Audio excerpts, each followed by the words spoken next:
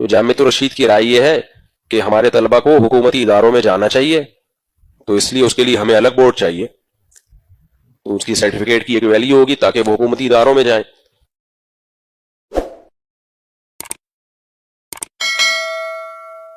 لیکن اگر آپ اصلی مضامین اس لیے پڑھا رہے ہیں کہ بھائی یہ علماء جو ہیں یہ جا کر یہ حکومت کے ایوانوں میں جا کر بیٹھیں اور یہ جا کر بیوروکریٹ بنے، سی ایس پی آفیسر بنے، اور یہ کہا جا رہا ہے کہ آج جہاں پر پالیسیاں بنتی اور بگڑتی ہیں وہاں پر ہمارے علماء پہنچے تاکہ وہ پالیسیاں کو درست کر سکیں، تو خوب سمجھ لیجئے این خیال است و محال است و جنوں۔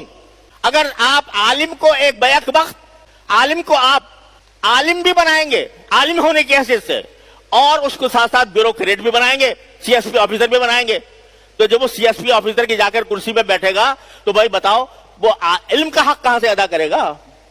اگر آپ نے سارے علماء کو کیا بنا دیا؟ سی ایس پی آفیسر بنا دیا، اس لیے کہ بھائی ملک کی اصلاح کرنی ہے اور ملک کے اندر اسلامی نظام لانا ہے، لہذا ہم جا کے سارے علماء کو سی ایس پی آفیسر کی نشست پہ جا کے بٹھا دیں۔ تو میرے بھائیوں، یہ 23,000 مدرسے جو قائم ہیں، جو علم دین کی تعلیم دے رہے ہیں، جو فقہ پڑھا رہے ہیں، جو حدیث پڑھا رہے ہیں اور جو تفسیر پڑھا رہے ہیں اور ان کے اندر محققین پیدا کر رہے ہیں، یہاں آدمی کہاں سے آئیں گے؟ اگر آپ نے سارے کے سارے سی ایس پی افسر بنا دیے دشت نظامی کے لوگوں کو اور سی ایس پی افسر بنا دیا، اوپر جا کے بٹھا دیا، تو بھائی وہ کہاں جائیں گے؟ تو ایک بات تو یہ کہ اگر آپ کہیں کہ بھائی نہیں ہم ان میں تقسیم کر دیں گے کہ آدھے آدمی وہ جا کے مناصب پر بیٹھیں اور آدھے جو ہیں وہ علم کی خدمت کریں، تو بھائی وہ تقسیم کا معیار کیا ہوگا؟ تقسیم کا معیار کیا ہوگا؟ کتنے آدمی یہاں بٹھائیں گے، کتنے آدمی وہاں بٹھائیں گے؟ اور جو وہاں پر جائیں گے تو وہ اپنے کم از کم علم کے مشغلے سے تو محروم ہو جائیں گے۔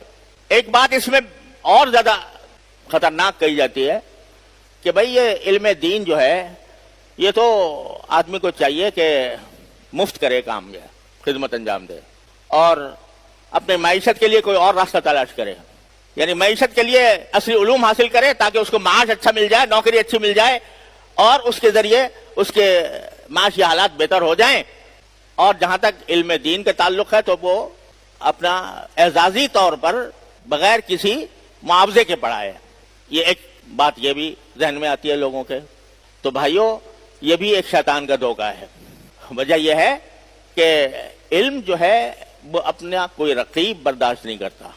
اگر آپ ایک آدمی کو کہیں کہ بھائی تم پیسے تو کماؤ تجارت کر کے، یا پیسے تو کماؤ ملازمت کر کے، شام کے اوقات میں ذرا تھوڑا سا سبق پڑھا دیا کرو قدوری نور رضا کا، تو بتاؤ اس کا علم سے تعلق کتنا قائم رہے گا؟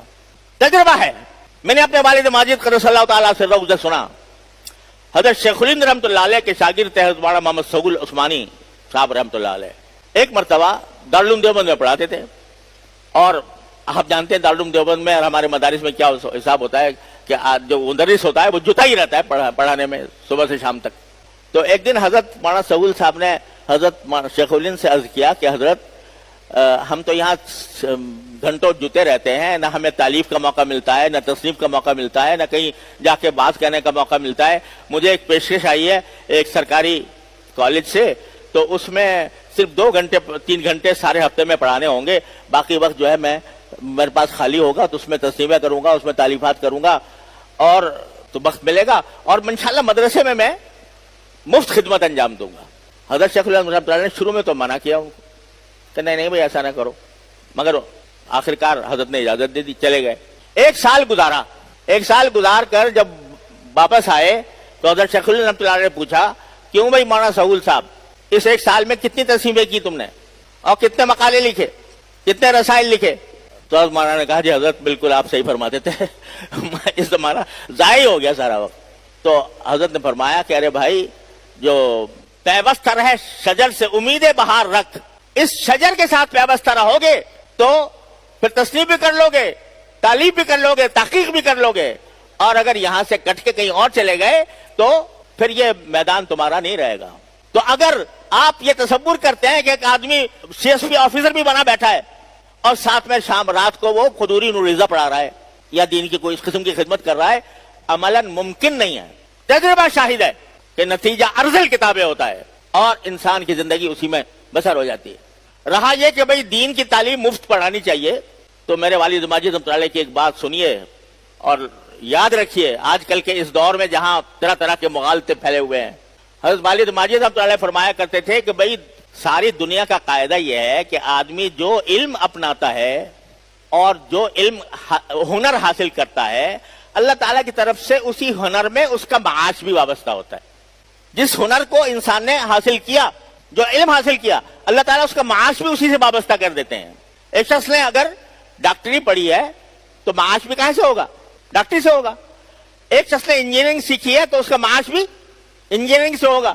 تو بھائی اگر ایک شخص نے علوم اسلامیہ پڑھے ہیں تو اس کا معاش بھی علوم اسلامیہ ہی سے وابستہ ہوگا۔ یہ اور بات ہے کہ بھئی اگر جب انتخاب کر رہے ہو تو دیکھ لو کہ بھئی ڈاکٹری میں زیادہ پیسے ملیں گے اور اس میں زیادہ معیشت کا زیادہ استحکام ہوگا، یا مولوی ملا بننے میں زیادہ ہوگا، تو اب تمہارا اختیار ہے۔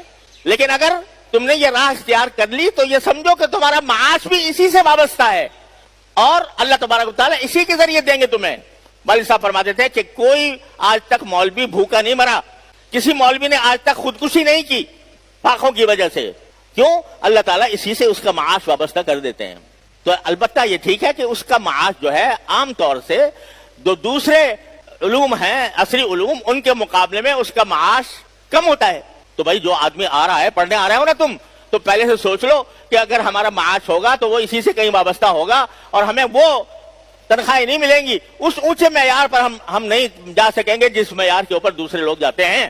تو اگر یہ سوچ سمجھ کے آؤ تو آ جاؤ۔ جس کو جان و دل عزیز اس کی گلی میں جائے کیوں؟ جس کو یہ چاہیے کہ مجھے عالیشان بنگلہ چاہیے، مجھے عالیشان کار چاہیے، مجھے سارے دنیا کی دولتیں اور راحتیں چاہیے، تو بھائی وہ ہمارے مدارس کا رخ نہ کرے، پھر وہ اس جگہ جائے جہاں وہ ملتی ہیں۔ یہاں تو ہمارے بزرگوں نے روکھا سوکھا کھا کر، موٹا جھوٹا پہن کر اس دین کے علم کی حفاظت کی ہے، لہذا یہاں اگر ملے گا تو بھائی دال روٹی ملے گی، اور اگر اس دال روٹی پر تمہیں کفایت نہیں ہے تو کہیں اور جاؤ۔ ہاں البتہ اللہ تعالیٰ اپنے فضل و کرم سے اس دال روٹی کے اوپر اللہ تبارک و تعالیٰ بعض اوقات اتنی برکت عطا فرما دیتے ہیں کہ وہ بہت سے لوگوں کے بڑی تنخواہوں میں وہ برکت نہیں ہوتی جو ان دال روٹی کی تنخواہوں کے اوپر اللہ تعالیٰ مدرسوں میں عطا فرما دیتے ہیں۔ ہاں وہ جو کہا جا رہا ہے کہ بھئی حکومت کے ایوانوں میں اور افسر شاہی کے مناصب پر ایسے لوگ ہونے چاہیے کہ جو دین سکھائیں اور دین کو نافذ کریں، ان کا مزاج دینی ہو، ان کا مذاق دینی ہو، وہ دین کی خدمت کے لیے جائیں، یہ بے شک ایک بہت بڑا اعلیٰ مقصد ہے، مگر اس کے لیے مدرسہ نہیں بلکہ اس کے لیے دوسرے ادارے چاہیے، مدرسے کے ساتھ ہی دوسرے ادارے۔ جیسے ہمارے ہاں دیکھو مدرسہ ابتدائیہ حضرت والد صاحب رحمۃ اللہ علیہ کے زمانے سے قائم ہے۔ کیوں قائم ہے؟ وہاں پر اس لیے قائم ہے تاکہ وہاں پر نیک مسلمان پیدا ہوں۔ ہمارے یہاں ہیرا فاؤنڈیشن قائم ہے، انگلش میڈیم۔ کیوں قائم ہے؟ اس لیے قائم ہے تاکہ وہاں سے مسلمان ذہن رکھنے والے لوگ پیدا ہوں، ان کو اتنا علم دے دیا جائے کہ وہ اس علم جو علم فرض عین ہے وہ ان تک پہنچ جائے، وہ ایک سچے مسلمان بن جائیں، پھر آگے جائیں تو وہ اس دن کی بنیاد پر کام کریں۔ حضرت صدر دارالعلوم حضرت کی ایک تقریر ہے جس میں انہوں نے فرمایا کہ ہم یہ عصری علوم پڑھانا چاہتے ہیں لیکن اس طرح کہ بھئی ہر ایک کا ایک دائرہ کار ہوتا ہے۔ ہمارا ایک شعبہ یہ ہے جس میں درس نظامی پڑھایا جاتا ہے، وہ خالص علوم اسلامیہ کے لیے۔ ایک شعبہ یہ ہے جس میں ہم انگریزی بھی پڑھا رہے ہیں، انگریزی عصری علوم بھی پڑھا رہے ہیں، اور اس کو ہم آگے کالج تک لے جانا چاہتے ہیں۔ وہاں اس کے ذریعے آپ کالج کے ذریعے آپ پیدا کریں، سی ایس پی آفیسر پیدا کریں، ماہر معاشیات پیدا کریں، ماہر سیاسیات پیدا کریں، جو چاہیں پیدا کریں، لیکن وہ اس خاص ادارے کے ذریعے ہوں گے جو علماء کے زیر اثر ہوگا، مدرسوں کے زیر اثر ہوگا، مدرسوں کے ذہن کا حامل ہوگا، اس کو آپ پیدا کریں۔ یہ ایک مستقل مقصد ہے اور الحمدللہ اس مقصد پر بھی مدارس دینیہ کام کر رہے ہیں۔ ہمارے ہاں بعض مدارس بہت عرصے سے سی ایس پی آفیسر کا کورس کرا رہے ہیں، جامعہ محمودیہ اسلام آباد میں بہت عرصے سے کر رہا ہے یہ کام، اور ہم بھی اس بارے میں سوچ رہے ہیں کہ یہاں سے ہیرا فاؤنڈیشن کے بعد پھر آگے کالج تک اس کو لے جائیں، لیکن یہ سب ایک مستقل مقصد کے تحت ہے۔ اس کو خلط مبحث کر کے خدا کے لیے مدارس کے علوم اسلامیہ کے نصاب کے ساتھ نہ جوڑو، ہر چیز کو اس کے مقام پر رکھو، تو اس طرح انشاءاللہ صراط مستقیم حاصل ہوگی اور ہمارے اکابر کا جو ورثہ ہے ہم اس کا تحفظ کر سکیں گے۔ ورنہ مجھے خطرہ ہے کہ پٹڑی سے اتر جاؤ گے اور پٹڑی سے اتر کر حاصل کچھ نہیں ہوگا، نہ دنیا ملے گی نہ دین ملے گا۔ السلام علیکم جی دوستو، آپ نے دیکھا اور سنا شیخ مفتی تقی عثمانی صاحب حفظہ اللہ کو کہ شیخ مفتی تقی عثمانی صاحب حفظہ اللہ کیا بیان فرما رہے تھے۔